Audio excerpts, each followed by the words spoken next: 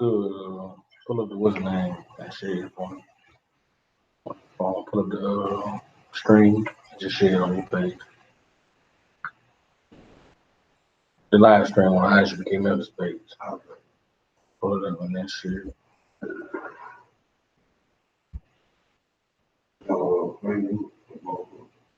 It's on Facebook.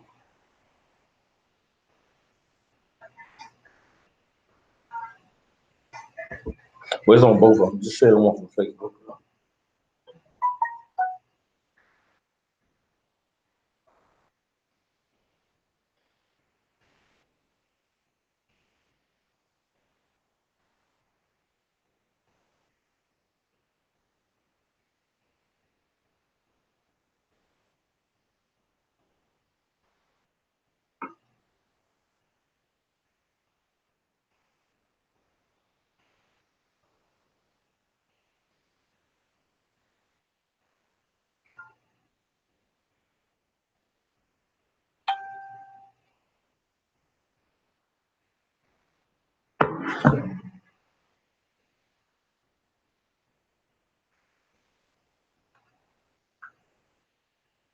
All right, Shalom Israel. You on live with the Israelite School of Universal Practical Knowledge, Priest and Captain Soccer Wool, live in the city of Memphis, Tennessee, every Wednesday night. This is a very important class for all Israel. You do me a favor, I'll close the door. Let's close it all the way. Wednesday night is a very important night in the nation of Israel. Give an opportunity to go into the Bible, go into the laws, statutes, and commandments, which the Most High, through Moses, told us was our wisdom, knowledge, and understanding in the sight of all of the nations. 2019, the conditions that the children of Israel find themselves in are a direct result of us not being in line with the laws, statutes, and commandments that the Most High gave to our ancestors to establish us as a superior nation on the earth. So every Wednesday, we get to go into the Bible, go into these laws, and reclaim the greatness that the Most High gave to our people to establish us as a nation of kings and priests on the earth. First scripture, let me get Deuteronomy chapter 6, verse 4. Actually, Deuteronomy chapter 4, verse 6, where the Most High, through Moses, told the children of Israel the purpose of the law, statutes, and commandments that he gave to us. Let me get Deuteronomy chapter 4, start at verse 5. Deuteronomy chapter 4, verse 5. Behold, I have taught you statutes and judgments, even as the Lord my God commanded me. Moses said that he taught us statutes and judgments. What are statutes and judgments? Statutes and judgments are rules and punishments. That's what the Most High gave to the children of Israel to establish us as his people, to be an example of to the other nations of what righteousness and unrighteousness looks like. He gave us laws to give us a clear understanding of what's right and what's wrong, and he gave us judgments or punishments for those who break the law and choose to do what's wrong. Read on. That ye should do so in the land whether ye go to possess. And the Lord gave us these laws so that we would do them in the land that he gave us to possess it. These laws weren't given to us in vain. These laws weren't given to us for, for lack of a cleaner example, shits and giggles. The Lord gave us these laws, statutes, and commandments, you understand, to be our wisdom in the sight of all the nations, for us to do it in all of the lands that we will find ourselves dwelling in. Read on. Verse 6. Keep them forth and to do them. Most High said, keep these laws and to do them. Read. For this is our wisdom and our understanding in the sight of the nations. For this is our wisdom and our understanding in the sight of the other nations. You understand? And in 2019, there is all wisdom and understanding has been lost in the Black, Latino, and Native Indian community.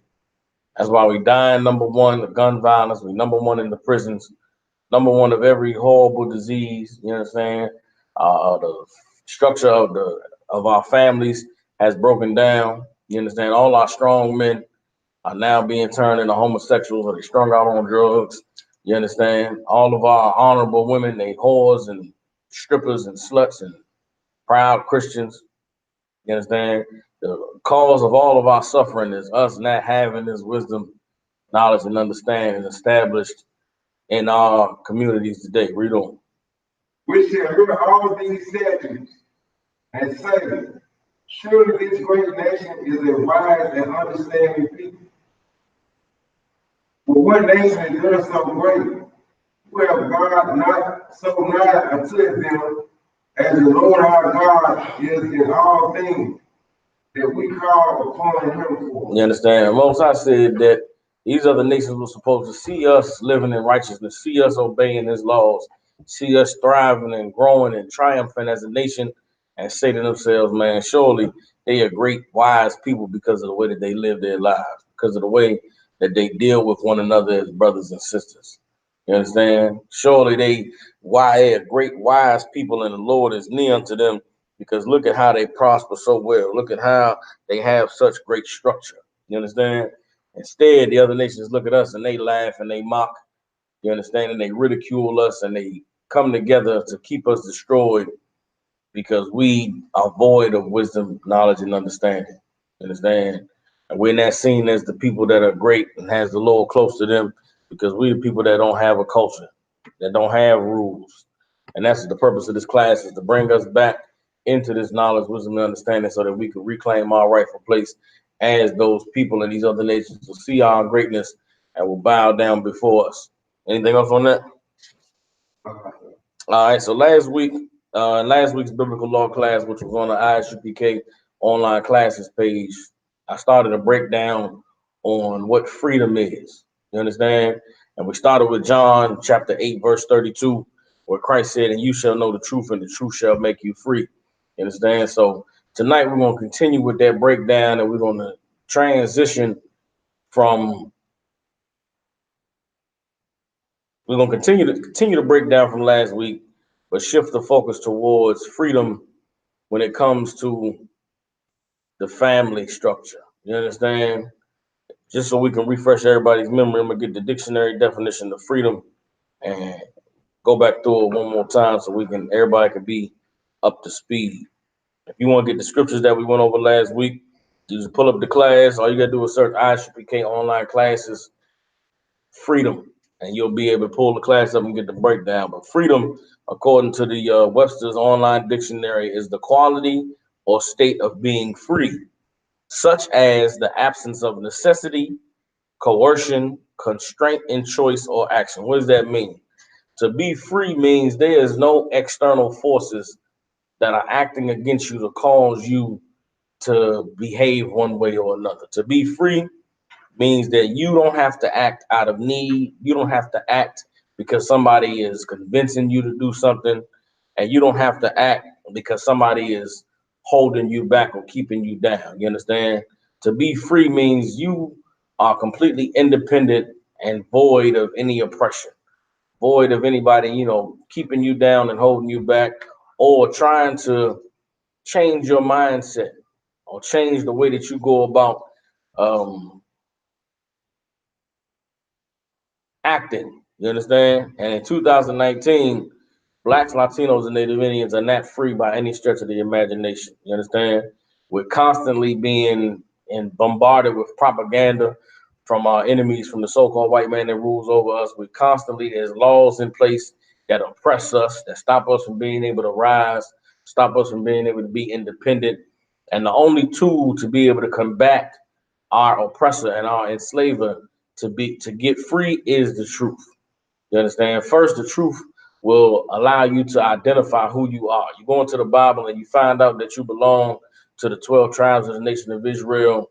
You understand? By understanding who you are, you can then understand who your allies are and who your enemies are. When you find out that you belong to the 12 tribes of Israel that you read about in this book called the Bible, what it does is it gives you some direction on what your purpose is in this life. You understand? Being the children of Israel, our life is about obeying the Most High. It's about keeping these laws, statutes, and commandments. And if you understand that your life is about keeping the law, statutes, and commandments, then you'll know. You understand? You'll learn what it means to be a brother, to love those of your nation, those people who are being oppressed and who are enslaved beside you. You understand? And as we come together and align ourselves with one another in righteousness, in obedience to these laws of the Most High, then we'll be able to fight against our oppressor. And the tool that our oppressor uses against us is are his lies. You understand? The tools the oppressor uses against us is all of his confusion and his religions and his different philosophies and ideologies. You understand? Today, blacks, Latinos, and Native Indians are divided mentally, divided because of all these different belief systems and all these different, understandings and religions. The truth will unite us and bring us into having one mind, you understand, one philosophy, one doctrine, and that's to obey the Most High. If we obey the Most High, then we'll be free. You understand? But the biggest enemy in the battle that we fighting to become free is ourselves. You understand? The battle that we are fighting is not a battle that is of flesh and blood. It's not a battle of physical chains and shackles. The battle that we fighting is in our minds. Real quick, let me go to Romans chapter 12, verse 1. Go to Romans chapter 12, verse 1. Book of Romans, chapter 12, verse 1. I beseech you, therefore, brethren, for the mercies of God, that he present your bodies a living sacrifice. Paul said that he beseeched the brethren, meaning what? He pleaded with them. He begged them. You understand? He's earnestly trying to convince them. That's what it means to beseech. He's saying to them, man, please present your bodies to the Most High as a living sacrifice. What is Paul saying? Paul is telling these brothers to give up what it is that you want. Give up what it is that you think is right. You understand? Don't listen to what your mind tells you is right. Don't do what your body wants. You understand? But sacrifice your body to the Most High. What does it mean to sacrifice your body to the Most High? Do what the Lord said to do. Do with your body what the Most High requires. And what does the Most High require? The Most High requires obedience. The Most High requires that we eat the things He said to eat. You understand? Love the people He said to love. Hell, have sex with the women in our nation, or the women that He said we can have sex with, and stay away from those that He said we couldn't. In the Christian church, we always taught that what you got to have a personal relationship with Jesus Christ. You got to have a personal relationship with God, where the Most High is so personal about how you should live your life that He tells you what you should eat, tells you who you should have sex with, and tells you who you should love and congregate with. Paul is saying to the brothers, man, don't lean on what you want, don't do what you want, but present yourselves as a living sacrifice to the Most High. Read on. Holy, acceptable, which is your reasonable service. Holy and acceptable unto God. You understand? Separate. You got to separate yourself from everybody else. You got to make sure that the way that you live in stands out from what everybody else is doing. And that's why when you come into the truth, for those brothers and sisters who have taken the steps, you understand, to begin the process of presenting themselves as a living sacrifice to the Most High, you will see just how deciding to serve the Lord and deciding to stand into the truth of who you are and where you're from and what your purpose is on this earth, it'll separate you from everybody. It'll divide you from your loved ones. You understand? You living in the world and you leaning on you doing the things that come natural to your flesh. Hell, you depressed and you sad and you're in poverty. You want to get high. It's an easy thing to get high. It's the stress relieving thing to do to get high. Nobody hates you when you do that. You're poor, you're trying to find a way out, want to provide for your family. You understand? You can't do that with your little 9 to 5 job, not the way that you want to live. You go start hustling, you slanging, you selling drugs, or you understand, you got little hustles or schemes. Don't nobody in your family turn their back on you then. None of your friends and acquaintances say, oh man, you on some other stuff. You in the world doing what you got to do to get by. Everybody down with you. You understand? Everybody love you. You homosexual, you transgender, you all these different things. You got people that's in your corner, people that's going to support you, people that's going to stand for you. But then when you come and say, nah, man, I don't smoke weed no more because the Bible says so. Or nah, man, I don't eat pork, shrimp, and crab no more because the Bible says so. Or nah, man, I don't go to strip clubs no more, man. I don't like to dishonor our sisters like that. Then everybody tell you that you in the cult. Everybody say that you crazy. Everybody say, man, you want some different stuff. Why? Because you now establishing yourself as being holy. You separating yourself from all of those who will not obey the voice of the Most High, but continue to live in their flesh. Read on. And be not confounded. Like, be not So, conformed. so like if I, so like my bad. Paul said, present your bodies a living sacrifice, holy and acceptable unto the Most High, which is your reasonable service. Meaning, this is not too much to ask. You understand? It's not a lot to ask a brother or sister to present themselves as a sacrifice to the Most High. It's a reasonable service for the Lord to ask you to obey Him. It's a reasonable service for the Most High ask you to sacrifice all those things that you've been comfortable with your whole life. You understand? To give up weed and to give up, pork, shrimp, and crabs, to give up going to church, to give up Christmas and Thanksgiving and all those things that we took pleasure in at one time in our lives. The scripture said that it is your reasonable service. It's a small thing for the Lord to ask you to obey Him. You understand? Read on the water. The water says, appreciate it. Y'all Shema Tabashim Yahusha. Be not conformed to this world. You understand? Paul said, be not conformed to this world. This is what it means to be free. This is what it means to, you understand, to be delivered. You understand? What's the purpose of serving Christ? What does everybody say that Christ came for? Christ came and died so that He could deliver us. You understand? His name, Yahushua, means Savior or Deliverer. What did Christ come to save us from? What did Christ come to deliver us from? He came to deliver us from being under a nation that promotes us to be slaves to our flesh, that promotes us to give into everything that comes natural to you. Christ came to save and deliver us from ourselves. Everybody understand? The way that you begin to be delivered and the way that you begin to be saved is to be not conformed to this world. Read on.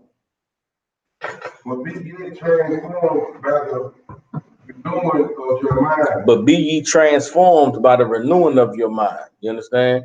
How does your mind become renewed? Anybody in the class? How does your mind become renewed, sis? By being taught. What has to happen in order for someone to teach you, though?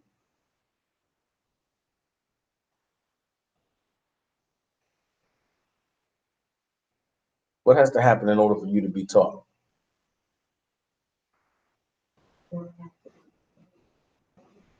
You have to want to learn. You understand? Can't nobody teach you if you don't want to learn. You understand? The first step to being taught, to transforming your mind, is to accept that you need to be taught. It's to humble yourself. It's to become like a little child. That's what Christ. That's what Christ said that He was sent for. You understand? That's why when Christ gathered the children around and He said, if anybody offend these little ones, you understand that they're going to be the least in the kingdom of heaven. While He was talking about children, He was also talking about those of us who decide to come into the truth. And for a brother or sister to want to begin to learn and to begin to be taught, the hardest thing that you ever going to do in your life is to come to the realization that you don't know what the hell you're doing. And that's why so many people in the world will never come into the truth, because what it'll take for them to acknowledge that they've been wrong all this time, for some people it's too much to do. You understand? In order for you to be renewed in your mind, you have to accept that you need to be taught. And when the time comes that you accept you need to be taught, the Lord makes sure that there's teachers there to raise you up. And that's what the ISUPK and the Commanding General Yohana has been doing since 1969. Everybody understand? All right. Be not conformed to this world, but be ye transformed by the renewing of your mind. Your mind becomes renewed when you start to be taught. You understand? And the only thing that you can be taught that's going to renew your mind is the truth about Yahushua Mashiach, who the world calls Jesus Christ. That's why Christ said in the Bible that no man can get to the Father but through Him. Unless you taught about the way Christ walked this earth and how He lived and how He taught us to obey the laws and to fight against our flesh, it's impossible for you to get to the Father. Yes, I said in the last week's class, before Christ came on the scene, Israel didn't know to obey. We didn't know that that's what the Lord wanted from us. We thought that it was okay to sin as long as I can sacrifice this dove. It was okay to sin as long as I can sacrifice this cow. Christ came on the scene and said, man, the Most High don't give a damn about what the prophets before Christ and Christ said, man, the Most High doesn't care about your sacrifices. He wants your obedience. That's why nobody can get through the Father but through Christ. You understand? The Christian church has perverted the words of the scripture so much that we don't understand the simple concept of that. Christ said nobody get to the Father but through me. It wasn't no magical thing when you gotta, go. I don't know what the hell Christians think it is. You gotta accept Jesus into your heart in order to get to heaven. No, you gotta learn how to walk the way Christ walked. You gotta learn how to fight your flesh the way Christ fought his flesh. You gotta learn to resist temptation the way that Christ resisted temptation. And Christ give us the blueprint. You understand? In order to be able to conquer demons, in order to be able to fight our flesh. You understand? The same demons that we battle in our minds, Christ battled in his. That's why when Christ, the time came for him to be taken, he went and prayed in the garden. He prayed to the Most High and asked the Most High to take this cup from his hands, because at that time in his mind, he was fighting against the idea of having to go through what he went through. But he overcame those demons. He overcame his flesh not wanting to be hurt. He overcame his flesh not wanting to be cut. His flesh not wanting to die. And because he resisted, now we know how to resist. We know how to fight, and that's freedom. Everybody understands. Read on. That he may prove what is that good, that acceptable and perfect will of God. And if you be transformed and have your mind renewed, you will prove what is that good and acceptable and perfect will of God. What is the good, acceptable, and perfect will of God for all the children of Israel? Come on, what about it? Yeah, if you obey him. That's what the Most High wants for all of us. He wants for us to obey. And if we obey, then we will prove what is his perfect, acceptable will for our lives. None of us should have to suffer unrighteously. You understand? Meaning what? Just because you obey the Most High and you perfect, it don't mean you won't suffer. But all your suffering will be righteous. It will be, this world hates me because I serve the Most High. It won't be I'm suffering because I've sinned or because I slipped up or this the Most High paying me back for that thing I did that don't nobody know about. You understand? Instead, your suffering will be, man, this is just the Lord trying me. I want to one day suffer like Job suffered. I don't want to suffer, and in the back of my mind, Satan in my mind, like, yeah, nigga, you thought the Lord wasn't gonna get you. You thought shit was sweet. You understand? I want to be able to suffer and know that this is just a test. That the Lord is trying me this way because he chose me to be the example of how you endure and overcome this thing. And for all of us, there's gonna come a time in our lives when we are fighting something, we struggling. And in that time, I pray that you know that it's a test because you've been standing with the Lord. Because Satan trying to throw you off your game. Everybody understand? There's a lot of precepts to go with this Romans chapter 12, verse 2. Trying to think. Let's go. I'm gonna get a couple of the precepts that go with Romans 12 and 2. All right, with the good and acceptable and perfect will of God. Let me get Ecclesiastes chapter 12, verse 12. Ecclesiastes 12, verse 12. So like, let me get on. Yeah, 12 verse 13. So like, Ecclesiastes 12, verse 13. Let us hear the conclusion of the whole matter. what is the conclusion of the whole matter? The book of Ecclesiastes is written by King Solomon after he set aside time in his life to explore all of the things that man could find glory and enjoyment in life. And if you read the book of Ecclesiastes, Solomon and all his wisdom and all his wealth, he took time out to, drink and find all of the different pleasures from drinking and indulging in that. And he, at the end of the day, he said, man, it was all vanity. Went and he built great monuments. He built the temple for the Most High. He went and built other great architectural feats. And at the end of it, he said, man, all of it was vain and it was nothing. Solomon famous for all the wives he had. He went and sought out all the most beautiful women from everywhere, even the ones he wasn't supposed to have. He went and had them, and he said all was vanity. So he's saying now here's the conclusion. After everything that I done did and all the time I've invested into finding, what's good for a man in life and what matters, here's what he said. Read. Fear God and keep his commandments, for this is the whole duty of man. Fear God and keep his commandments. That's the whole duty of man. You understand? That's the perfect and acceptable will of God. It's for us to fear him and to keep his commandments. Read on. For God shall bring every work into judgment. What does that mean? The reason why we should fear is because the Most High is he's going to judge everything you do, good or bad. He's going to bring everything into judgment. Read. With every secret thing. With every secret thing. You understand? The things that don't nobody know about. Things that's only between you and the Most High. The Most High going to deal with you for those things. He's going to judge you for that. Read. Whether it be good or whether it be evil. If you're doing good things in secret, the Most High going to reward you for the good you was doing when nobody looking. If you're doing evil, the Most High going to reward you for that as well. Understand? The whole duty is to fear the Most High and keep his commandments. That's how we become free. That's how you get to win the battle with your flesh and overcome all of the things that are pitted against you in this world to stop you from getting the rewards the Lord got for those who obey him. Read on. So like that's it on that. Let's drop that. Let me get I don't know. Let me get 1 Samuel chapter 15, verse 22.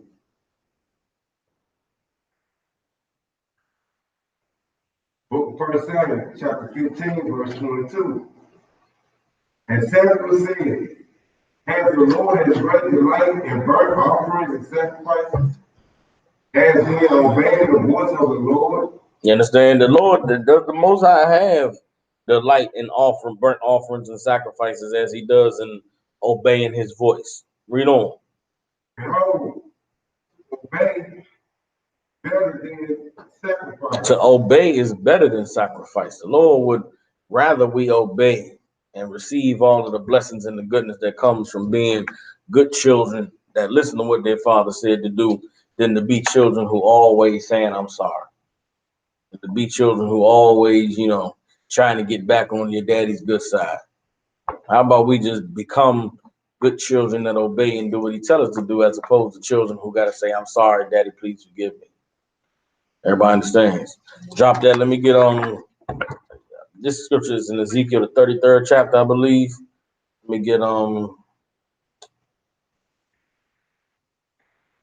of fact, I believe it might be Ezekiel 25. Hold on.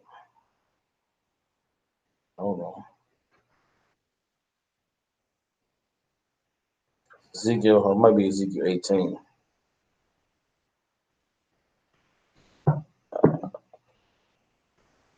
You get Ezekiel chapter 18, verse 31. Book of Ezekiel chapter 18, verse 31. Yeah, so like Ezekiel chapter 18, verse 31. Cast away from all your transgressions, whereby ye have transgressed, and make you a new heart and a new spirit, for why will ye die, O house of Israel? Everybody understand? This is the renewing. This is the not being conformed to this world. This is the being renewed in your mind. You understand? Cast away from you all your transgressions, whereby ye have transgressed. Meaning, stop doing all the things that you know are disobeying the Most High. Stop doing all the things that you know is wrong and angers the Most High. You understand? You ain't got to continue living your life the way you've been living. You ain't got to continue suffering the consequences of making bad decisions over and over again. You can now cast those things off of you. You don't have to be a victim of things that, you started doing when you were 17 years old or 16 years old. You ain't got to be a victim of things that happened to you when you was a child. It was too early for you to know what was right and what was wrong. Is there so many people in this world, they allow themselves to be victimized and traumatized their entire lives for things that happened when they couldn't decide for themselves. You ain't got to keep living like that. Just because your mother was a hoe or your father was a drug addict and an alcoholic, that don't mean you got to continue to be you know how to be a drug addict and an alcoholic. Just because you was molested and somebody touched you at an age when you couldn't stand up for yourself, that don't mean that you got to continue living that way 20 years later, 10 years later. You can make a decision that you're not going to be defined by the things that happen to you. You can cast off all your transgressions. You can stop doing the things that you know displease the Most High. And you can repent, and the Lord will forgive you. The Lord will he'll look at you like none of those things you ever did ever was a part of your life and ever was a part of who you were. You understand? You can make you a new heart and a new spirit. That's what it means to be transformed in the renewing of your mind. Everybody understands? Lord said, "For why will ye die, O house of Israel?" Read on. For I have no pleasure in the death of him that died, saith the Lord. You understand? The Most High said He have no pleasure in the death of him that died. The Most High don't want us to die. He don't want to kill us. He would rather that we change our lives and obey. Shalom, you understand? The Most High would rather that we obey. He would rather that we change our lives and have that new heart and that new spirit. You understand? Read on. Wherefore turn yourselves and live ye. Wherefore turn yourselves and live ye. You understand? Turn yourself around and live. We ain't got to continue on the path of destruction that we've been on. You understand? And breaking yourself off of that path of destruction is, in order to be able to do that, you got to get free. The only way you can be free is if you learn the truth. Let me get 2 Timothy chapter 2, verse 3.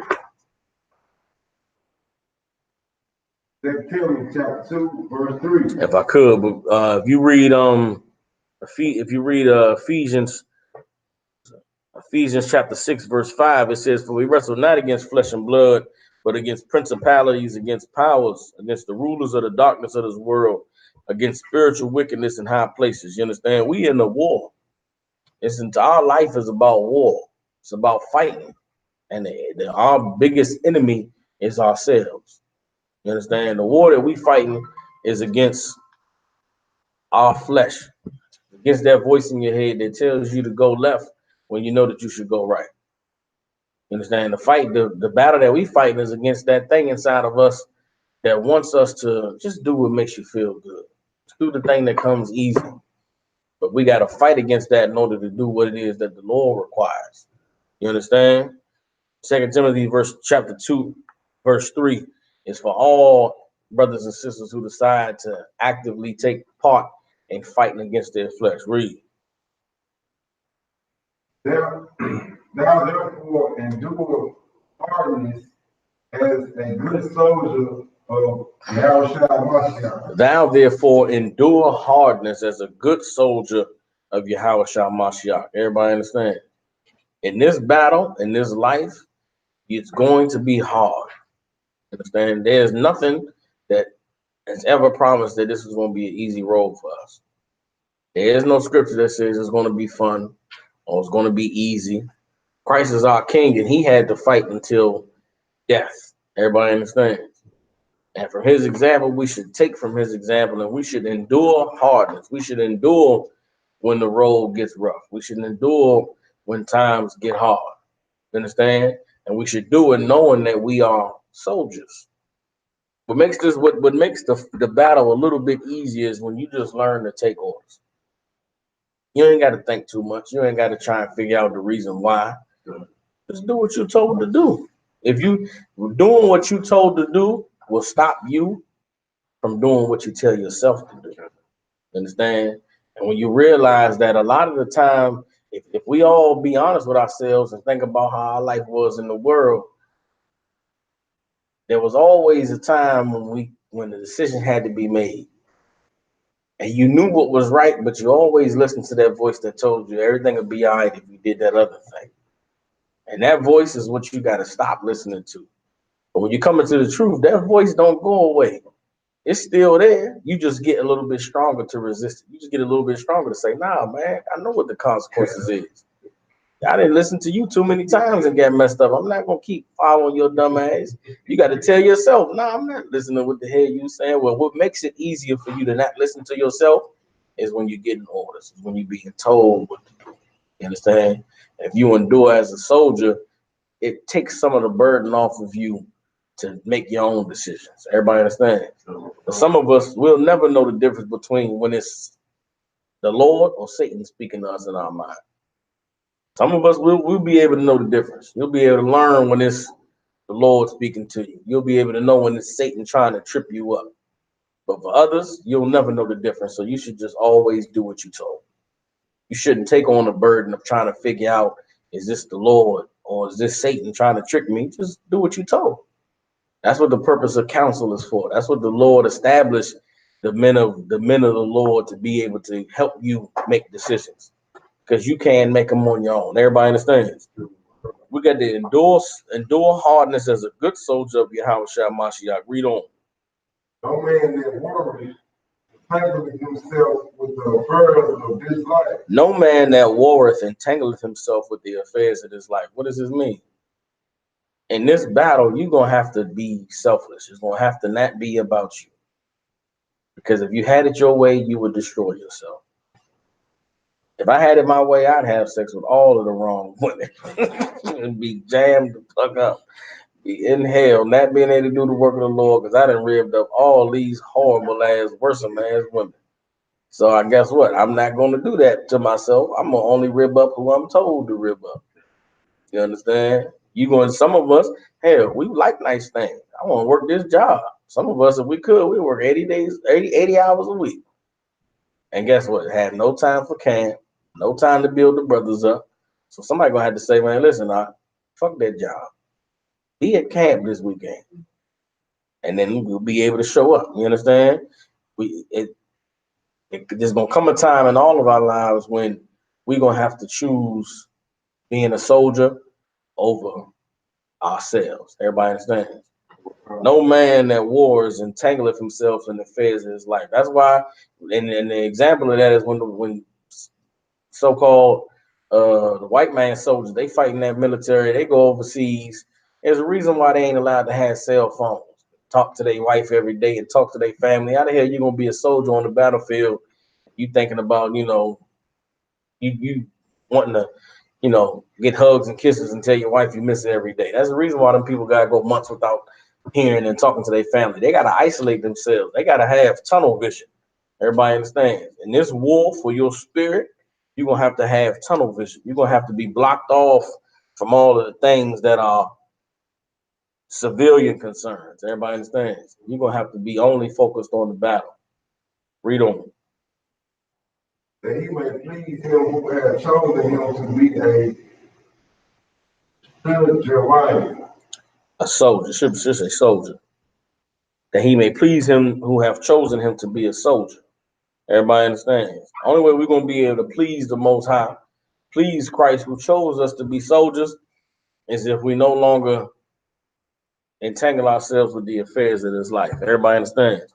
So again, if you go back last week, you go to the ISUPK online classes, you'll see the first half of the breakdown that I gave about freedom, you understand, and about getting free by coming into the truth. So tonight, I wanted to shift from just being free in general and shift the focus to what this conversation, what being free means for the family structure. You understand?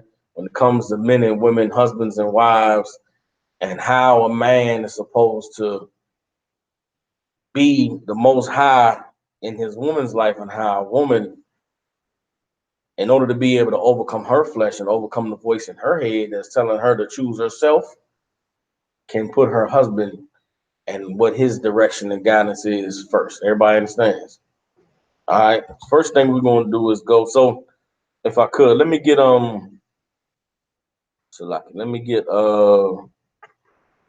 Romans chapter 6, verse 16.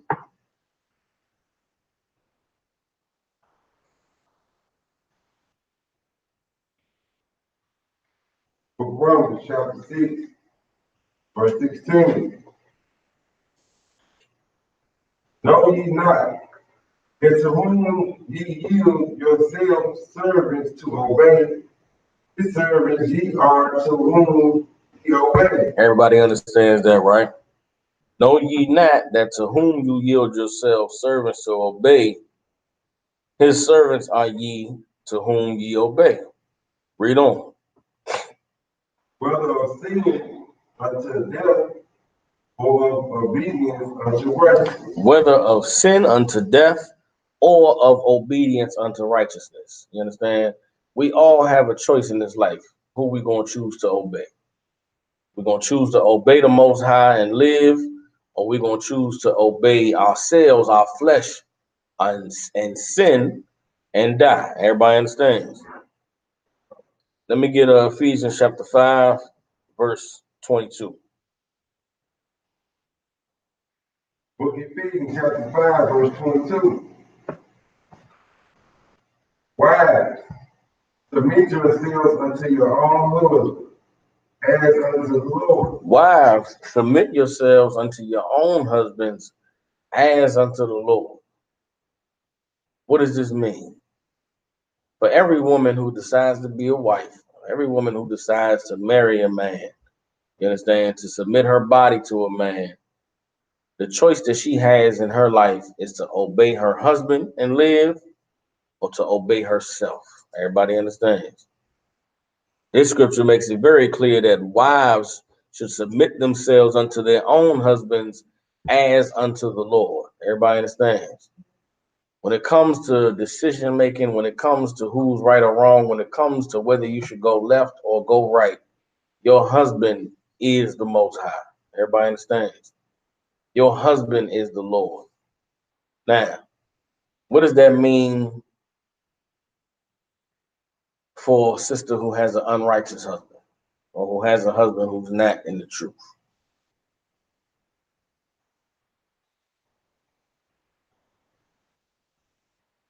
Anybody, online, in the class, whatever the case may be. Wives, submit yourselves unto your own husbands as unto the Lord. Let's say a sister has a husband who's telling her to do things that go against the Lord. Sis.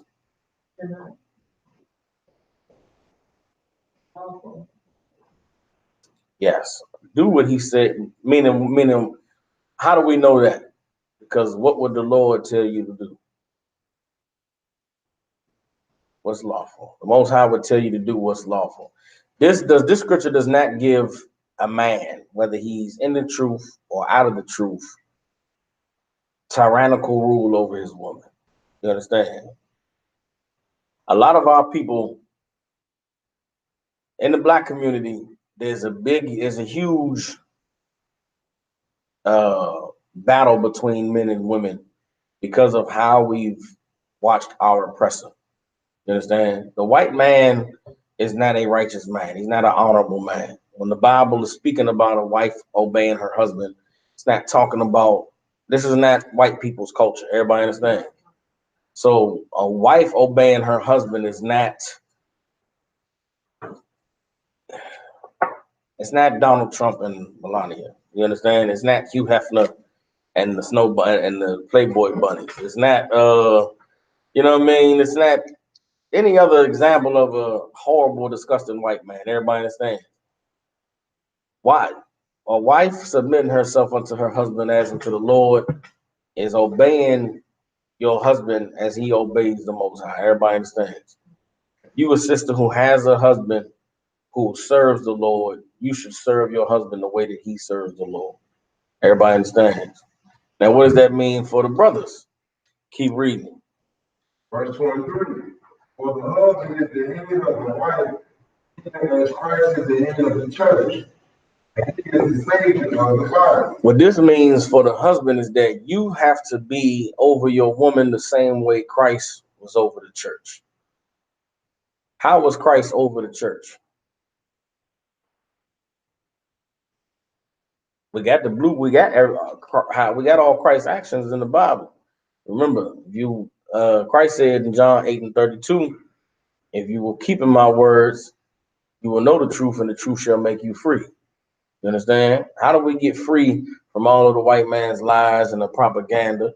How do we get free from our body wanting to smoke weed and eat pork and shrimp and, you know, do all manner of disgusting things against the Lord, celebrate Christmas and the 4th of July?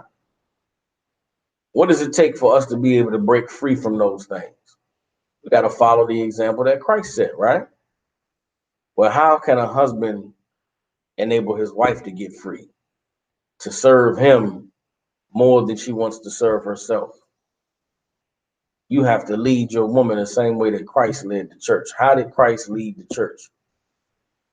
How did Christ lead the disciples? Kamaya. Okay, what does righteously mean? Okay, what does according to the law mean? What does the law say about leadership?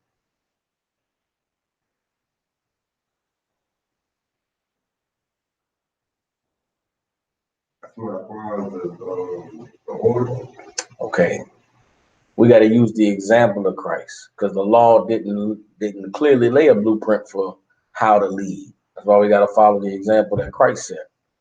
Sis. I want to think about it when we watch the disciples feet.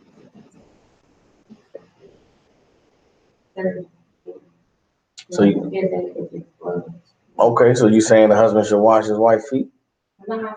I wouldn't be want to, but that's not. That's the sister that want her feet washed. So like it. No, let's go ahead. Elaborate. Break it down.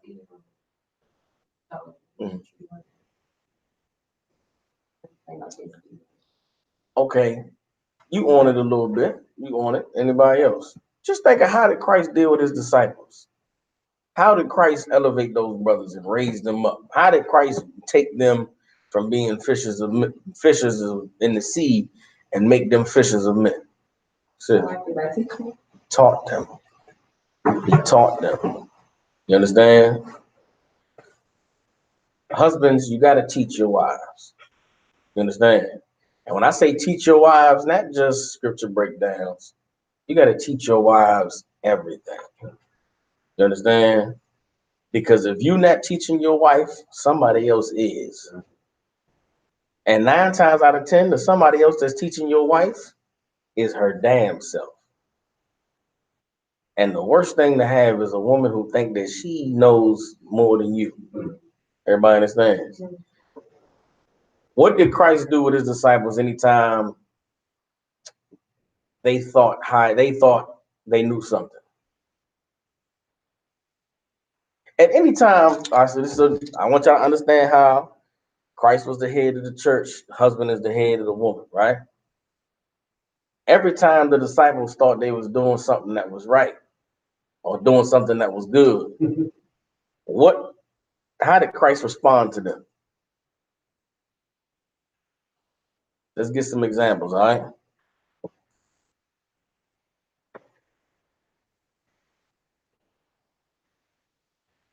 Give me give me Matthew chapter 16, verse 21. Matthew chapter 16, verse 21. From that time forth began Jesus went outside and to show unto his disciples how that he must go unto Jerusalem and suffer many things of the elders and chief priests and scribes and be killed and be raised again the 3rd day. Now, for this time, Christ was rolling with his disciples and he started to teach them and prepare them for his inevitable death. Everybody understand? He teaching them, man, listen, man, it's going to come a day when I ain't going to be here with y'all no more. And I ain't going to be rolling with y'all like this. You understand? Read on. Then Peter took him and began to rebuke him, saying, Be it far from thee, Lord, this shall not be unto thee. Now, Peter took Christ and said, nah, man, stop talking like that, man. Nobody want to hear that. Ain't nothing going to happen to you. You're going to be straight, man. You understand? We're going to protect you, nigga. That's what we here for. We're going to make sure you straight. Peter, what is Peter doing? What is Peter doing by rebuking Christ, by telling Christ he wrong and stop talking like that? Trying to cheer him up, or you trying to help him get more strength. No, that's not what he's doing. No, he's not lying. And he's not trying to strengthen him. He's trying to correct him. Trying to say, man, that's wrong, man. You shouldn't treat, you know what I'm saying? Nah, man, you don't talk like that. You're gonna be all right. We got you. Why is Peter saying this to Christ? Why is Peter rebuking him? Because Peter thinks it's wrong what Christ is saying, right? What is Peter not doing by doing this? By rebuking Christ, by telling him he wrong, man, stop talking like that. What is Peter not doing? This. He's not listening. That's the point of it. The point is not that Peter was wrong. The point is that Peter wasn't listening. Christ understood that point. Christ didn't care that Peter was trying to be his, be strong and be brave. Christ didn't care that Peter was being honorable. Hell, if any of the men over me started talking like that, I'm like, man, come on, nah, you good, nigga. We got you. You straight. You understand? It was not dishonorable what Peter did, but Christ saw the spirit of it. The spirit of it was, you're not listening now. You're not paying attention. And let's see how Christ handled that. Read. But he turned and said unto Peter, "Get thee behind me, Satan." He said, get thee behind me, Satan. You understand? Now, who's Christ talking to? Nah, go ahead, say it. He's talking to Peter. Why is he calling him Satan? How you feel like Peter was trying to get him not, I don't know. Anybody else? Why Christ said, get thee behind me, Satan? Sis. Because at that point, like, wasn't him, Satan. Satan. It was Satan. But what was Satan doing? If Peter wasn't wrong, then what was Satan doing in Peter? To do what? To entice your house shall not to do what you're supposed to be doing. Satan ain't all the time got to come directly to you. Sometimes Satan will come to the people that's closest to you to weaken you and to break you down. And you got to make sure that you see Satan even when the people that's closest to you is doing what they think is right. You a husband, you have to know that Satan is going to come at you through your woman. And you got to be prepared to check the shit out of Satan in your woman. Everybody understands? The way you got to love, you know what I'm saying? You the head of the woman the way that Christ was the head of the church. This is just one example, and understand this. Okay. This doesn't directly apply to a woman, meaning what Peter did with Christ is not the way that Satan going to try to attack you through your woman. You understand? But what you got to understand is that Satan is going to try and weaken you through your woman. And the only way that you're going to be able to maintain your authority over your woman is to make sure that you never allow yourself to be weakened or to be brought low. Everybody understand what I'm trying to say? Meaning, okay, this is what I'm trying to say. This is what I probably should have said from the beginning. Satan, okay, this is what I should have said. The only way that you maintain a healthy relationship with your woman is if you maintain authority over your woman. The only way that you're going to maintain authority over your woman is if you don't allow her to weaken you through love. Satan is going to use your woman's love to weaken you. And you cannot let love weaken you. Does everybody understand what I'm saying? You know what I'm saying? Brothers, you got to remain diligent and strong and focused when it comes to maintaining your authority over your woman, because your woman is going to try and challenge you in ways that you may not think that she's trying to challenge you, but she's challenging you out. She's trying to break you down, trying to weaken you. And the second you let your guard down, you will find yourself usurped of all authority and all power. And your woman going to do it, wishing she can't do it, but she's going to try because she cannot help herself. Everybody understands. And that's why everything that Paul wrote to the church concerning women and keeping silence and being in subjection, it was getting at the spirit of what's in a woman when it comes to her man. The same way Christ was getting at the spirit that was in Peter when he was trying to tell him, man, you're going to be all right. We got you. Christ understood that it was Satan in Peter trying to weaken him. You got to be ready to recognize Satan in your woman trying to weaken you through her. Everybody understand? So we're going to go into this. So the rest of this breakdown is going to be scriptures that's showing you as a husband why you have to maintain your authority and be strong when it comes to dealing with your wife. Everybody understands? So let's go back to Ephesians right quick.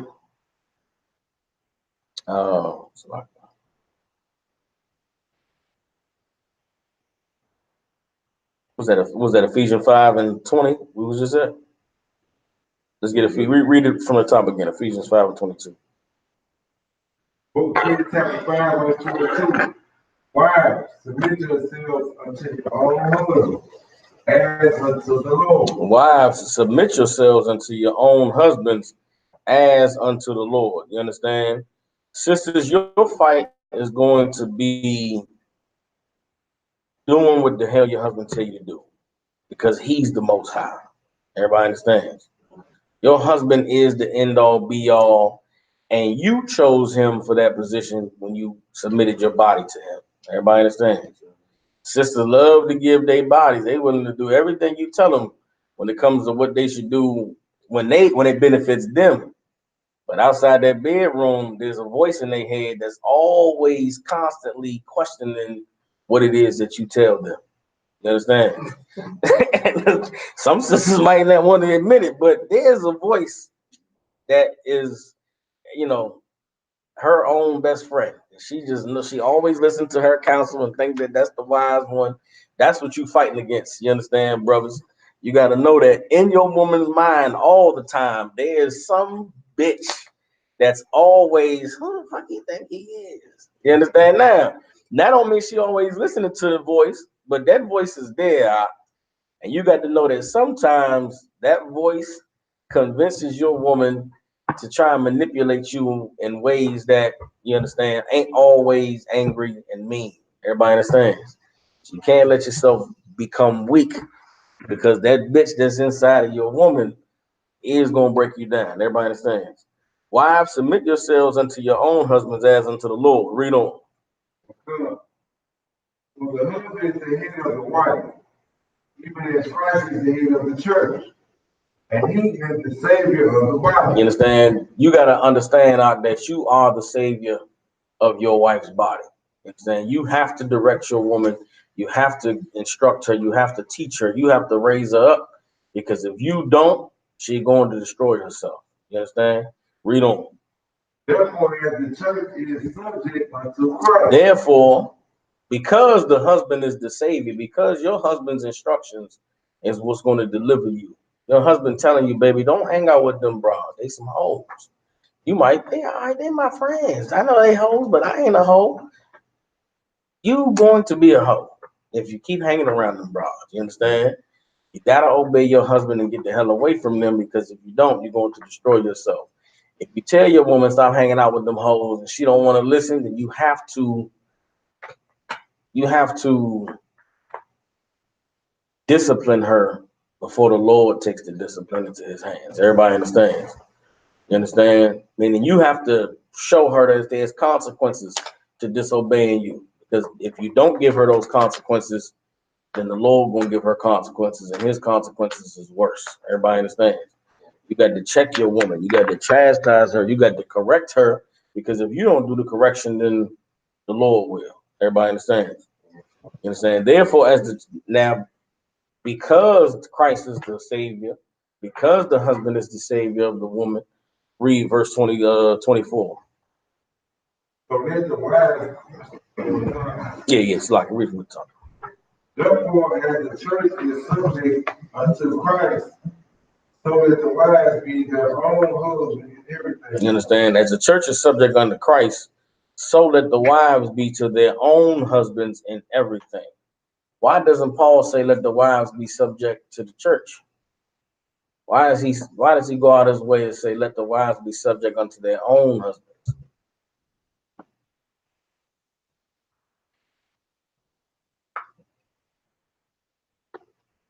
What does Paul not want your woman to do?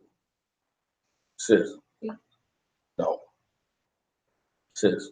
Seek counsel from the church or other. Not this, Paul doesn't want the woman in that seek counsel. Paul doesn't want the church to be a higher authority than your husband. You understand? For you brothers, if you are teaching your woman and if you are correcting your woman and if you're raising her up the right way, she will not disrespect your authority by seeking a higher authority. You have a woman that won't listen to you, but will listen to a higher authority. That is a way of you losing control. Everybody understand? And Paul wanted the husbands to be in authority over everything and not the church. Everybody understands. But if there's cases where you not in authority, then the church will be. In the event that happens, the church is going to work with you and your woman to put you back in authority. Everybody understands. Read on. Verse 25. Husbands, love your wives, even as Christ also loved the church. Love your wives, even as Christ also loved the church. How do we know that Christ loved the church?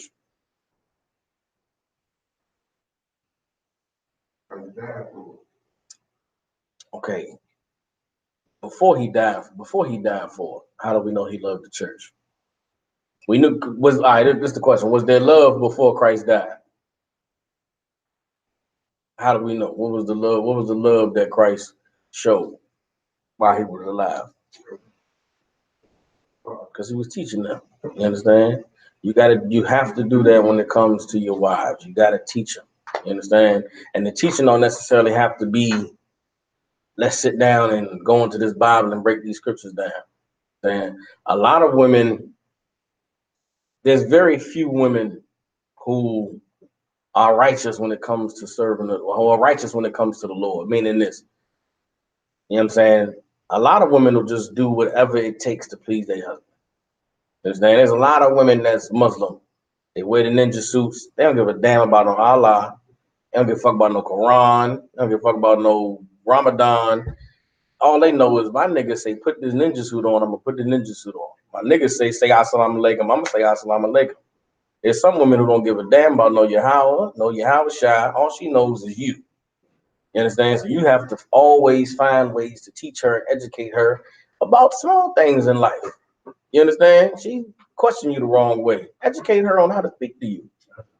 She want you to, it's cold. She wants you to turn the head down, but instead of just saying, baby, turn the head down, she'll say, ain't you cold? Like, nah, I'm good. But it's cold, ain't it? You want me to turn the heat on or turn the air down? Just ask me the right way. Don't do all this goofy ass, am I cold? What the fuck? Just act, but she'll never know that she's annoying the hell out you if you don't just teach her, hey, baby, just ask. Stop all this goofy ass beating around the bush shit. Find ways to always teach your woman. Because if you're constantly finding ways to teach your woman, then she's constantly learning from you. And as long as she's learning from you, she can't think of ways to try and, overtake you. The second you stop teaching your woman, the voice in her head is going to tell her, all right, let's teach him. And when you're in a place where you getting taught by your woman, it's hard to get from under that place. Everybody understands. Let's drop this. Let's get 1 Timothy chapter 2, verse 12. Let's get 1 Timothy chapter 2, verse 11 first. You understand? First Timothy chapter 2, verse 11. Let the woman learn in silence with all subjection. Let the women learn and now it says let the woman learn in silence with all subjection. It's not plural, it ain't women. Women. You understand? Let the woman, which is what? Every woman. Let every woman learn in silence with all subjection. Read on. But I suffer not a woman to teach, nor to usurp authority over the man. I suffer a woman not to teach, nor to usurp authority over the man. Read. But to be in silence. But to be in silence. You understand? When it comes to your relationship, when it comes to you and your woman, let the woman learn in silence with all subjection. Everybody understands? Meaning what? What does it mean to learn in silence with all subjection?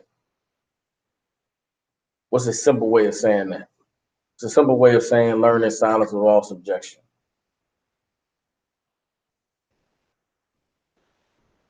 Okay, that's not the simple way. That's the elevated way. That's after a couple times. that's shut the fuck up is when you done get to a place that you shouldn't have had to. Okay, it's even simpler than be quiet and listen. It's just listen. Only way you're gonna learn is if you listen. You understand? You can't listen if you're talking. And if I'm teaching and you're not listening, you can't learn. You understand? When your husband teaching you something, just listen. Why did Paul have to tell them this in the church? Because women don't like to listen. It's difficult for them. You understand? Because even when they quiet, their mind is running a mile a minute. They talking.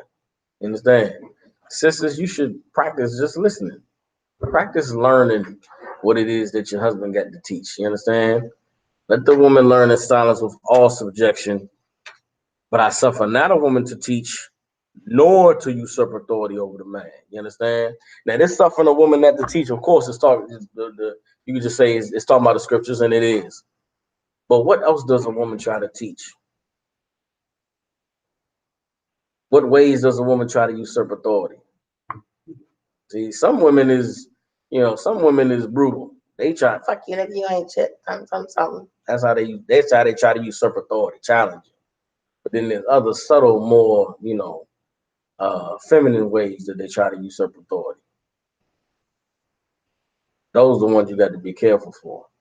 You understand? Does anybody know what I'm talking about right now?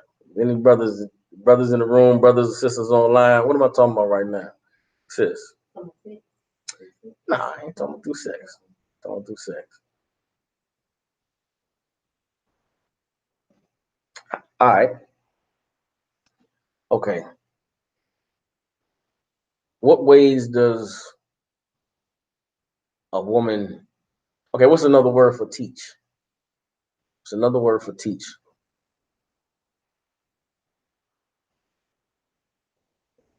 Okay.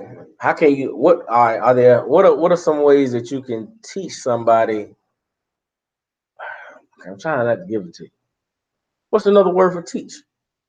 What's another word for teaching that you could apply to a relationship between someone who's an authority and somebody who's a subject? No. All right, think about it.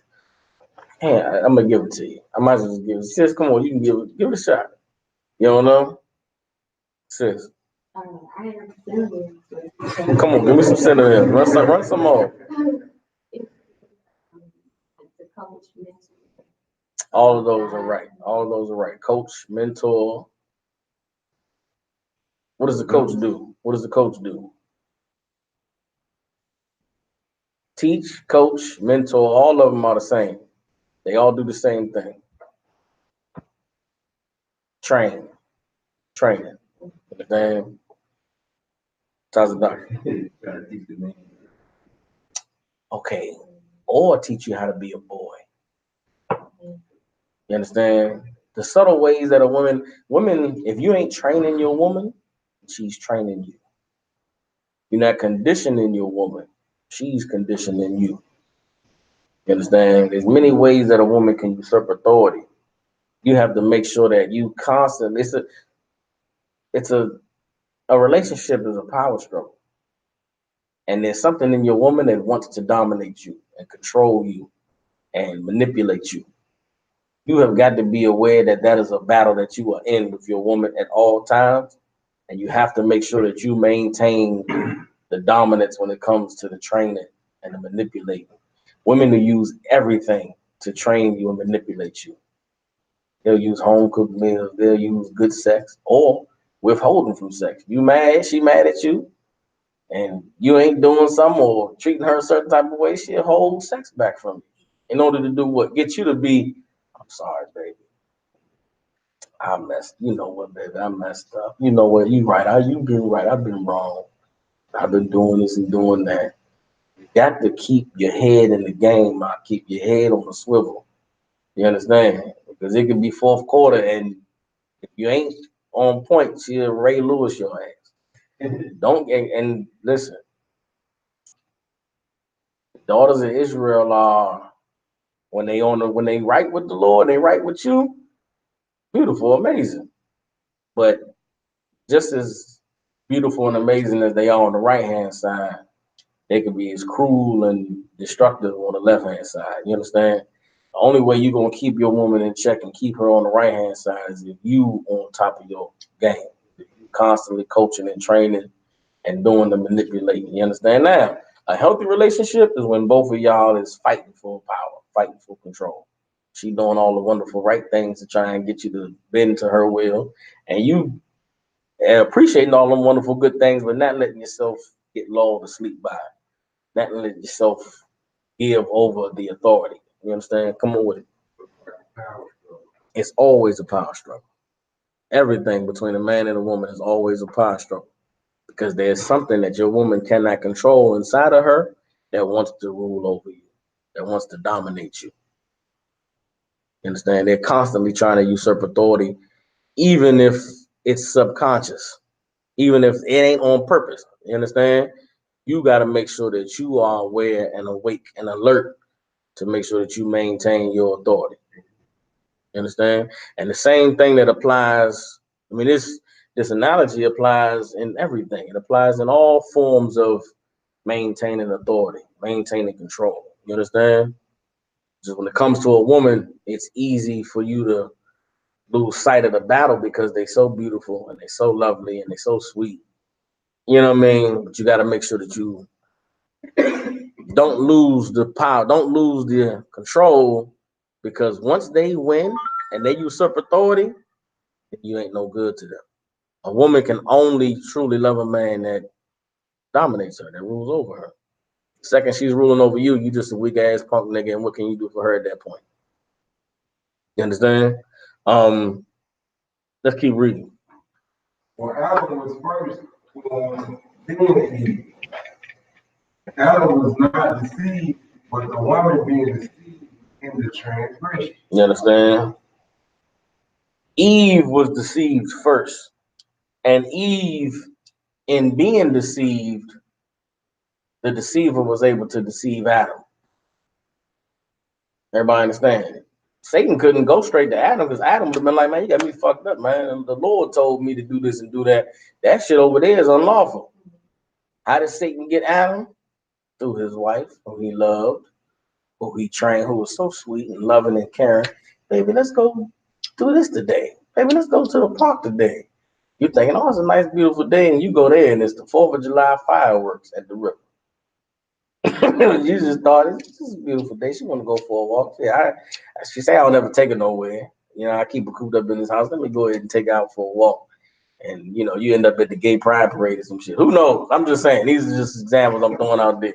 But you got to be aware. You understand? Because Satan is going to try you through your woman. Satan going to try and weaken you through your woman, and it could be there's different ways that it can happen. You just got to make sure that as a man, you stand in control, stand in authority, and maintaining, you understand, your position over your woman.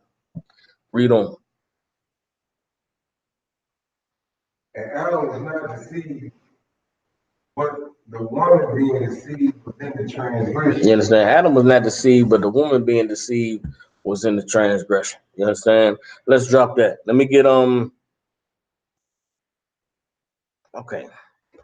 Let me get Proverbs chapter 18, verse 22. Proverbs chapter 18, verse 22. So who findeth a wife, findeth a good thing, and obtaineth favor in the Lord. Whoso findeth a good thing, whoso findeth a wife findeth a good thing and obtaineth favor of the Lord. What is the scripture talking about? Find a wife, like you being favor from the Lord, like the Lord gave you a gift in some kind of way. Okay, what is a wife in this context?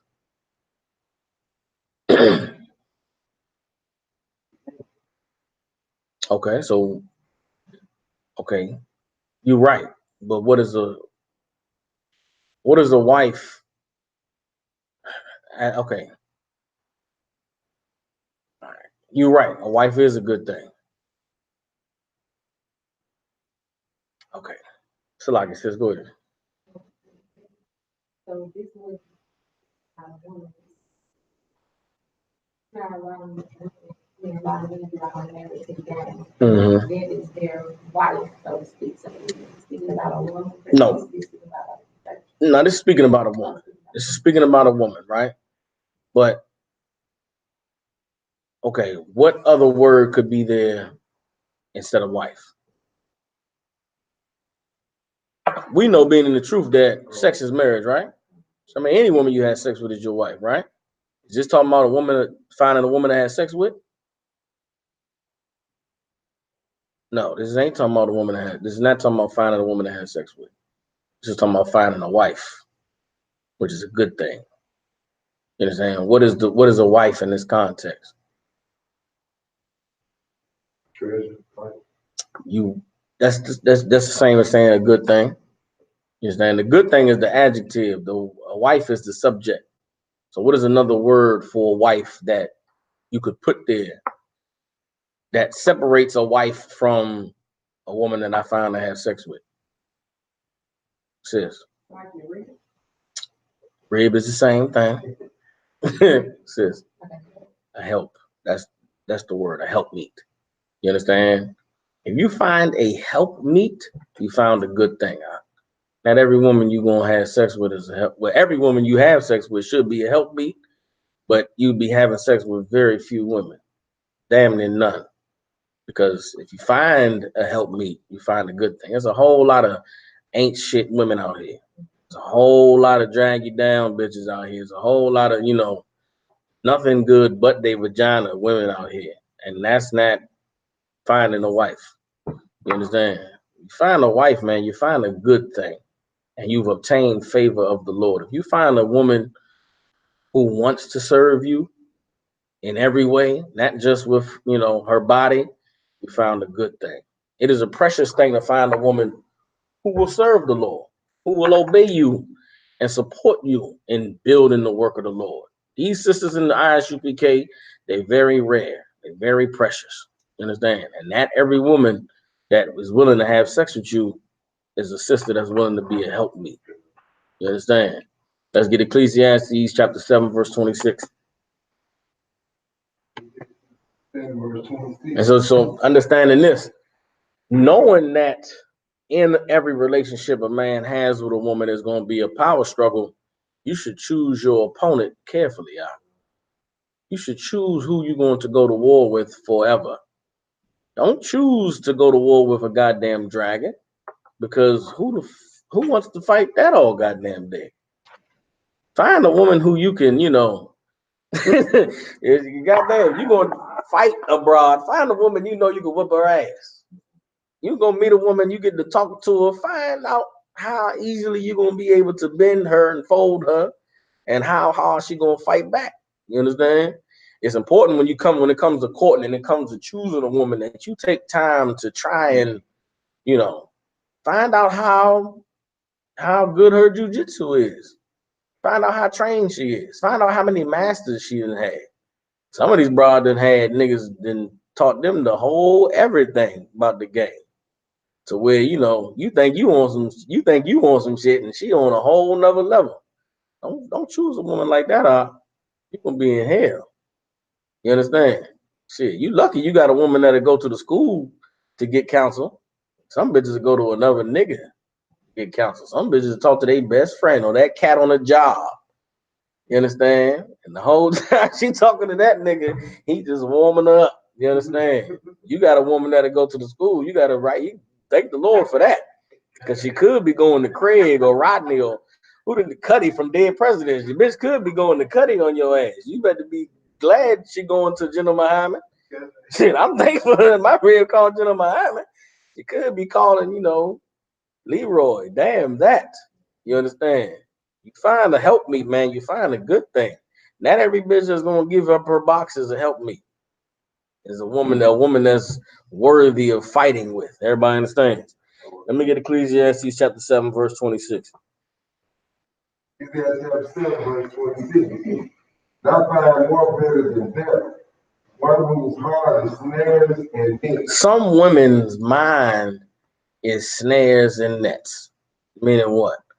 All she's doing is plotting on how she's going to trap you, how she's going to break you down.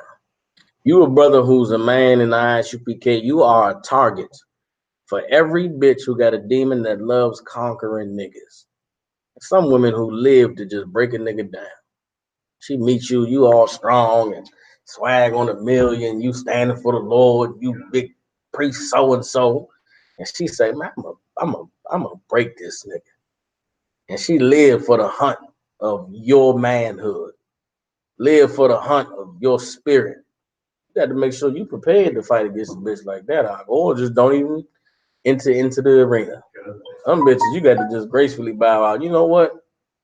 Dude, you got to disappear like motherfucking that meme with a nigga like this, and then it's four of them jumps. The first one like this, then he fades out the fucking picture. You got to do that with these women. You understand? Don't be feeling sorry, and falling victim to every hoe's bad story of her life.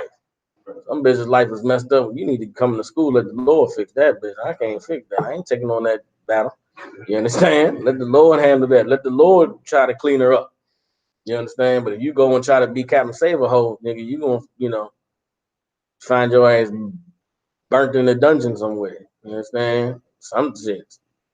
Some bitches need to stay up in the goddamn castle waiting for Prince Charming to come save her. Nigga, you might not be the one. You go try to battle that bitch, you get burnt. It's a reason why the nigga to go try to save the broad in the tower. There's a whole bunch of skeletons and burnt bodies and shit and bones.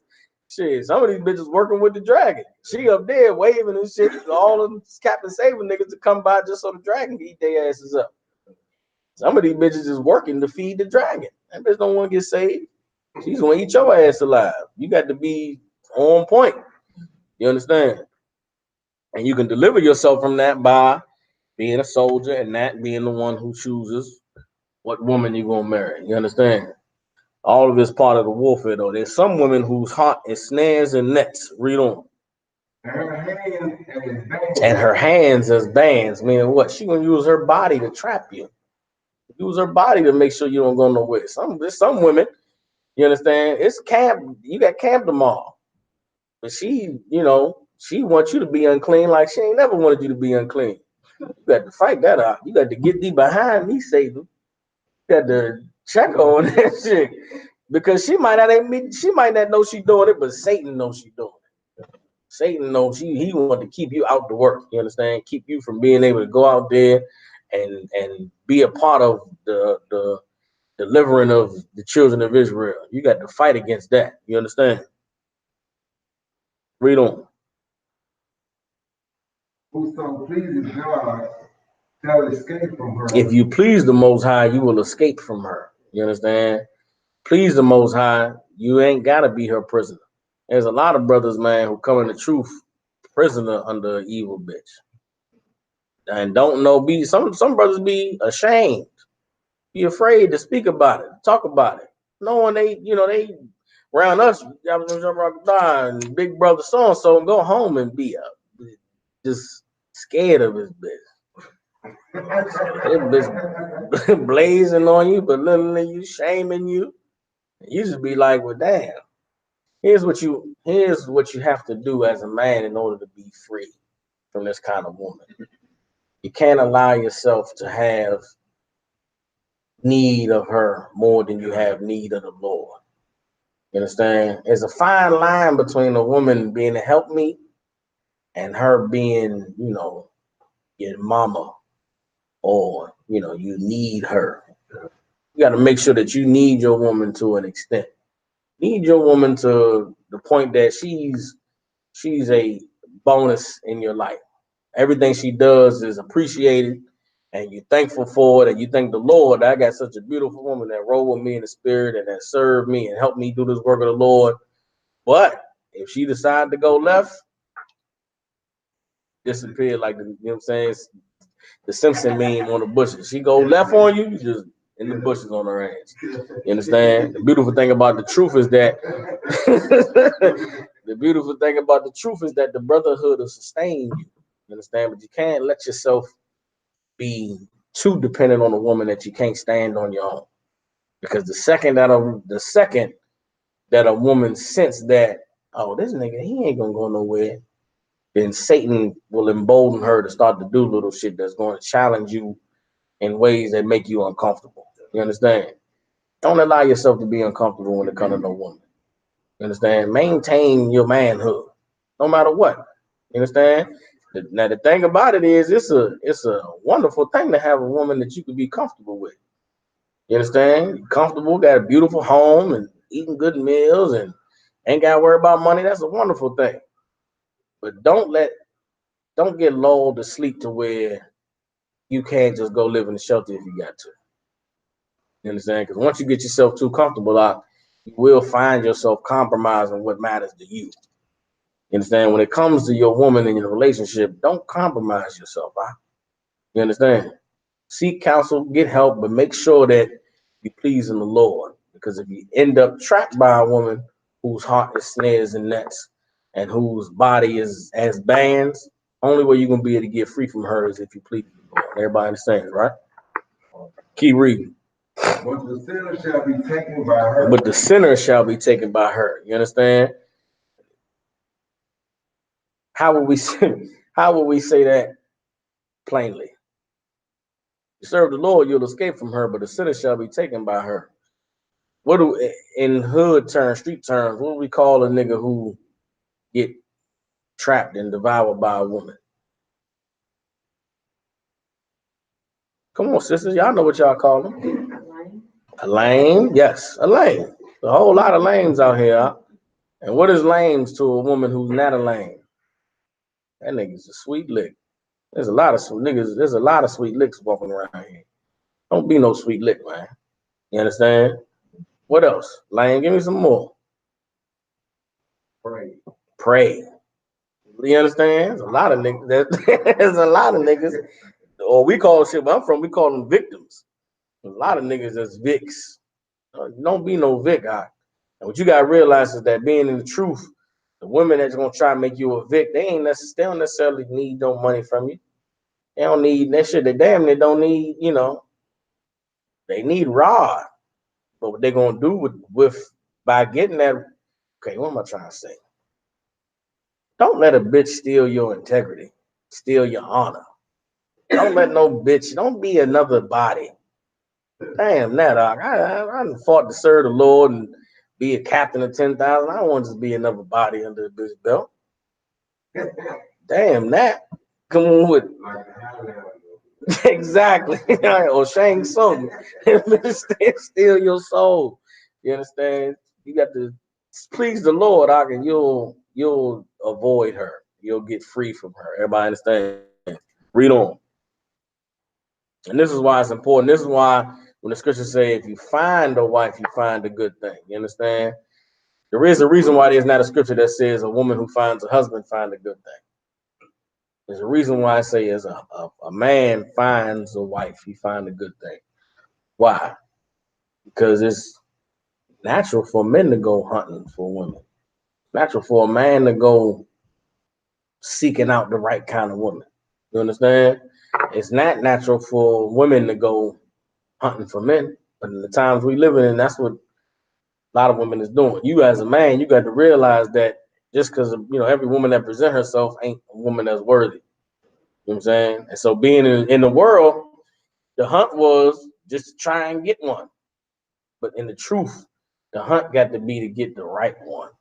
You understand? It's quality over quantity. In the world, we speaking plainly, in the world, you just had sex with every woman to give you some draws. You get the draws, you thinking, well, some niggas, you get the draws like, well, yeah, mission accomplished. In the truth, you're going to have to turn down, all the vagina because it's not going to stop being accessible to you. You got to turn it down until you find a wife. You understand? Or find a woman that is a help me. You understand? So if you find a wife, you find a good thing. Those you find as not wives, discard theirs. Don't even entertain them. Don't even waste your energy. You understand? Read on. Verse 27. Behold, this have I found, said the preacher, counting one by one to find out the account, which yet my soul seeketh, but I find not. Now, this is Solomon saying this. The preacher went and took an account. You understand? He's searching for something. He going one by one, and he's counting and damn near conducting a census. You understand? What is his soul seeking? His soul seeking righteousness. His soul is seeking those that are good, those that are worthy to serve the Lord, to have glory, to have a name. You understand? Written in the book of life. Though he's seeking to find who gonna serve the Lord. Read on. But I find not. One man among 1,000 have I found. He found one man among 1,000. You understand? 1 in 1,000 men is an honorable brother, a brother that can be made into a man of the Lord, a brother who has a desire to serve the Lord and to be stand up. You understand? Read on. But a woman among those have I not found. But a woman among all those have I not found. You understand? Out of 1,000 brothers, he found one. Out of 1,000 women, he found none. You understand? So what does that tell you about righteous men the ratio of righteous men to righteous women?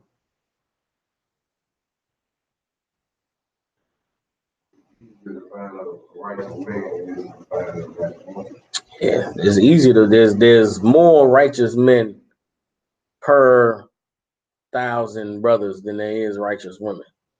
Women outweigh men. A lot more women than there are men. The righteous women are a lot more rare than the righteous men. You a righteous man, it's going to be all that more rare and precious for you to find a righteous woman. You understand?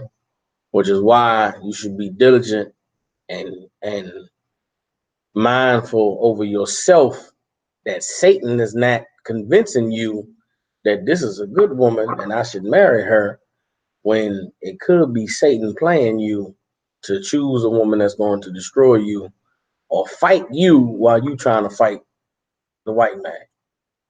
Come on with it. Why is more men in the truth, and that's why it's more women in the church. Yeah, you could say it like that. You understand? There's a lot more. It's a lot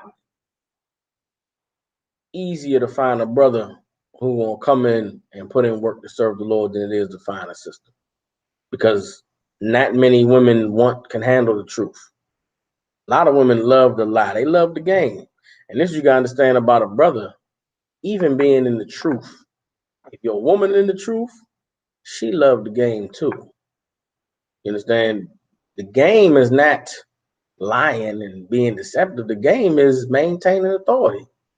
The game is constantly making her, constantly reminding her why she chose you in the first place. We could just be frank. These women choose not. And there's a reason she chose you. Make sure she never forget that. Because what happens over time is a woman like to forget why she chose you. She started to see you as just a regular nigga when there ain't no regular nigga. I'm me. What are you talking about? I'm that nigga. I'm not a nigga. I'm that nigga. You got to constantly refresh her memory and remind her why you that nigga. Don't get too comfortable. Don't get too complacent. Because as soon as you stop being that nigga, then you open the door for another, you know, you open the door for that nigga. If you ain't that nigga, somebody got to be that nigga in your woman life. If you ain't that nigga, you opening the door for that nigga. I ain't opening the door for that nigga because I'm that nigga. You got to keep that, you understand, in your relationship, no matter how many years you together, whatever the case may be. You got to constantly be going to war and fighting your woman in the spirit to maintain authority. Everybody understands? Let's drop this. Let me get Proverbs chapter 31, verse 10. Proverbs chapter 31, verse 10. So, who can find a virtuous woman?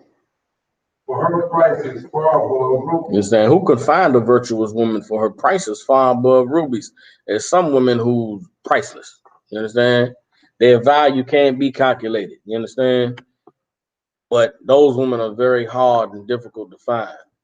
Everybody understand? Read on.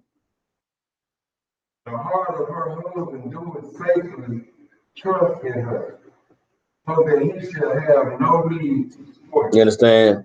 The heart of her husband does safely trust in her, so that he shall have no need of spoil. What is this talking about? What is the heart of her husband? His mind. There's some women who you ain't got to stress over maintaining authority because she's just a good sister. She love you. She down for you. Some women, okay. There's some women who you can rely on to always have your back. And with that kind of woman, you want to fight to maintain your authority because she deserves it. Not because, she going to be an evil bitch if she get authority, but if she a good woman and you can trust in her, then she deserve to be, romance. Now, okay, I can't say romance. God damn. She deserved the game. You got this you got a woman that's good, she down with you. You didn't raised her up right and built her up right. Don't get complacent once you realize that she didn't submit it. Don't just say, well, I got her in the bag. She's straight. She ain't never going nowhere. Now I can just kick back my feet and, fart and lay around with my hand in my pants all day. You know what I'm saying? That woman deserved to be,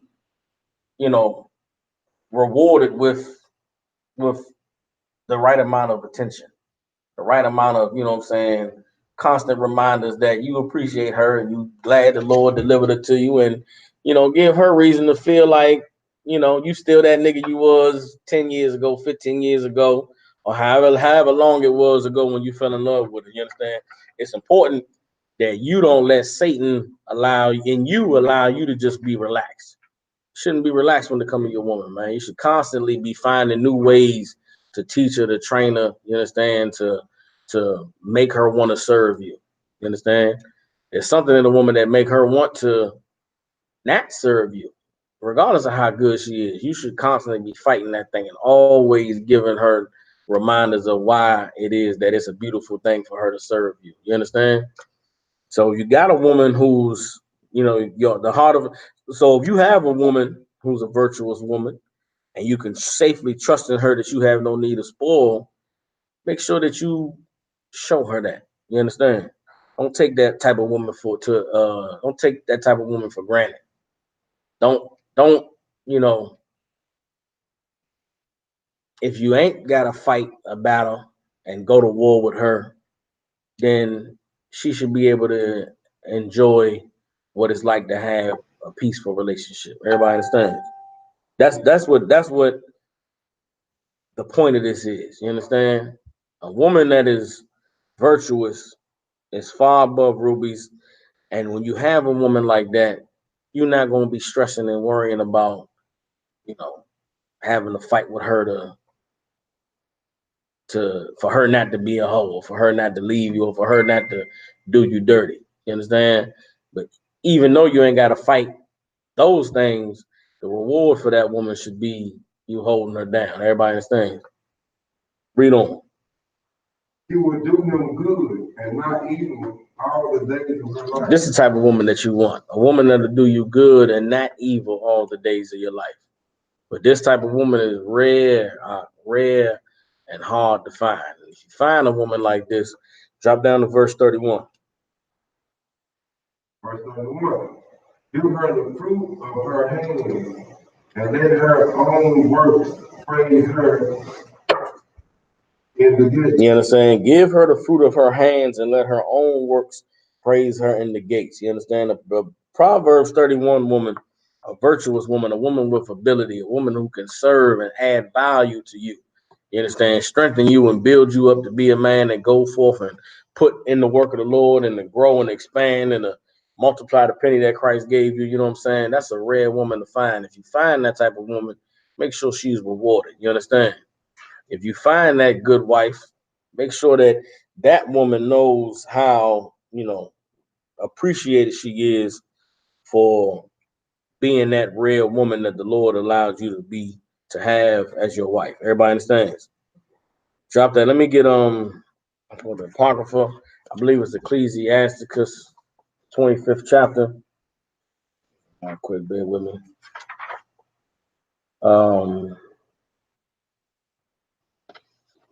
Bear with me. Okay, let me get I'm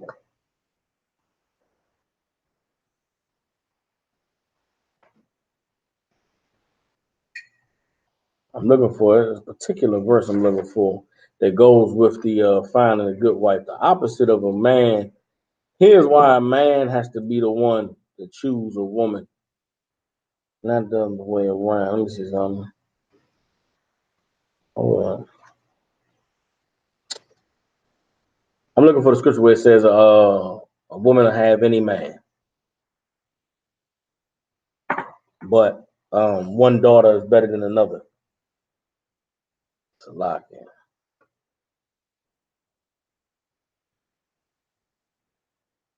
Really, Ecclesiasticus 25 and 26 is good. This I should have had them all right. I should have had them prepared. So lucky for that, y'all. Let me see.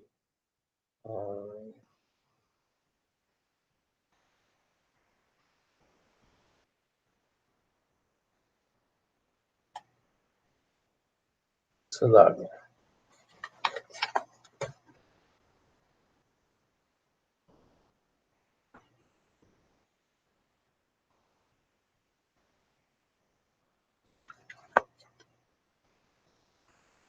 All right, let me get you. I'm hand it to you.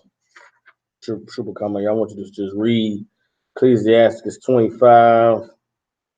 We're gonna start.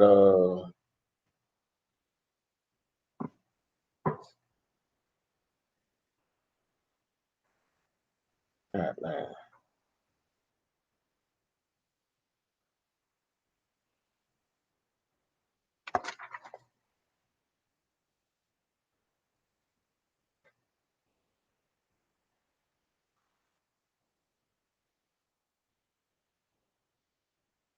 I'll find it right here. Just give me start at Ecclesiasticus chapter 25. Let's go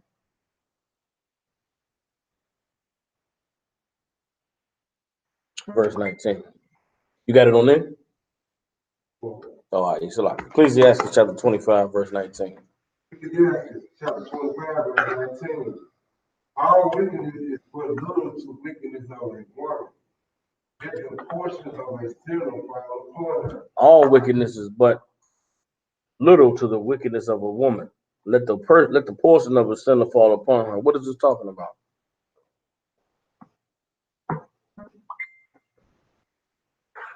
What does it mean? All wickedness is but little to the wickedness of a woman.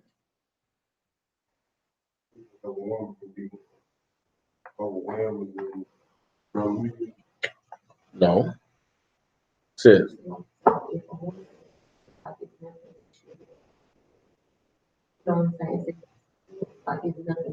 Yeah, there's nothing worse out than an evil bitch. There's nothing worse than a woman who wants to destroy you. You understand? The white man I'd rather deal with the white man any day than to deal with the evil ass bra. You understand? Because the things that they could think of to do and to say to destroy you and to break you down is worse than what you could imagine to do. Things a woman to do to you out that you would never imagine doing to somebody. You would say to yourself, like, why would anybody, I wouldn't wish this on my worst enemy. That's an evil woman. You understand? Read on. As the climbing up a sandy way is to the peak of the age, so is a wife full of words to the quiet man. As the climbing up a sandy way is to the feet of the aged, so is a wife full of words to a quiet man. Sis.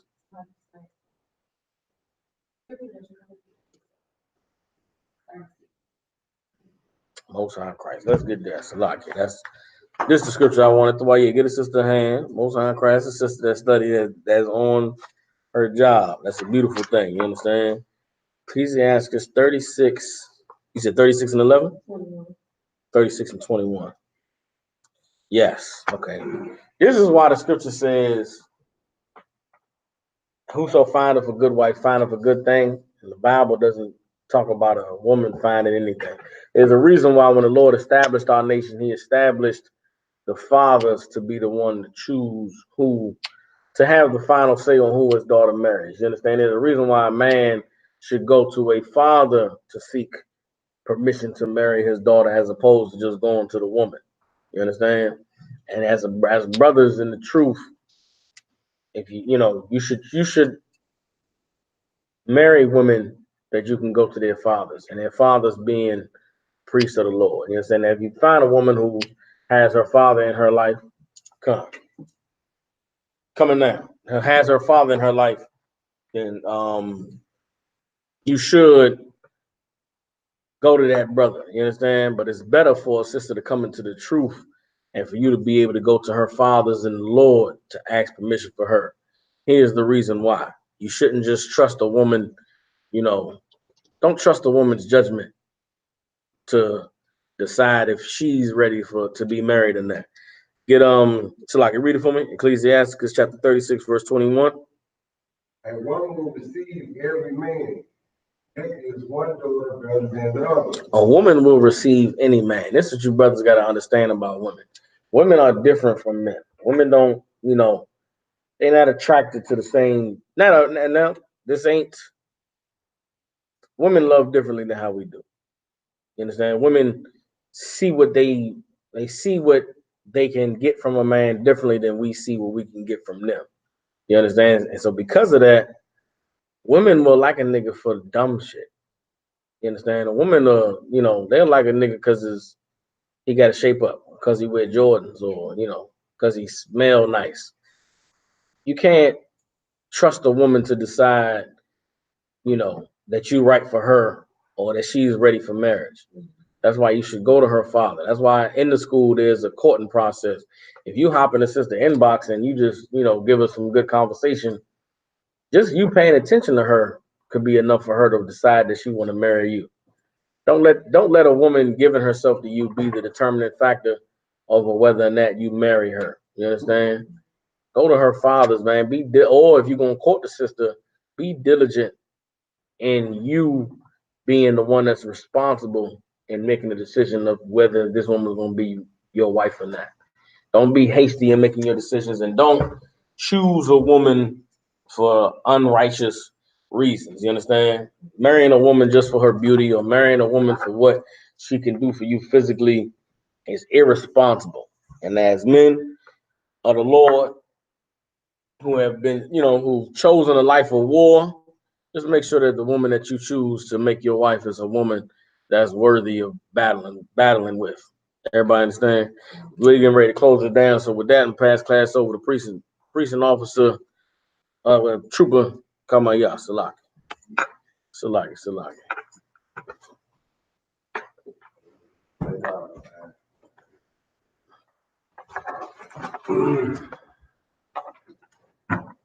ISUPK spirit now. But ISUPK start at 1 way 125th Street, Harlem, New York. new brothers and sisters. When a new brother and sister come to the school, they are off limits for 6 months. They are to be saluted on. They are here to sing and feel the word. They need transportation and teaching for arrangement. After 6 months, if a brother and sister have interest in a particular person, he or she must get permission from the head to speak to a brother and sister. There is another 6 months in which the brother and sister will court each other. After this 6 month period, the brother and sister will get permission from the head to marry. Time, which is a command.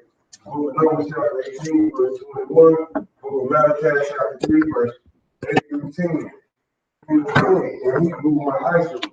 Understand that every can of any English the Lord gives you, give to the Savior requirement for a teacher. Priest follower, free will offering. For priests, not mandatory, whatsoever amount you would like. But become the holy convocation. Will be the memorial of blowing the trumpet. First day of the seventh, right? First day of the 7th month, serve